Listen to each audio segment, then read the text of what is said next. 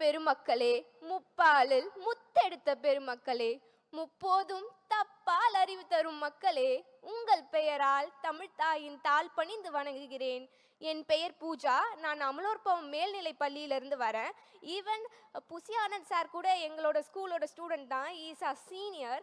It is my greatest duty to show my gratitude to all my parents, my brother and all my teachers, especially ARM ma'am. And special thanks to Vijay Anna, who stand for all the time despite all his pains.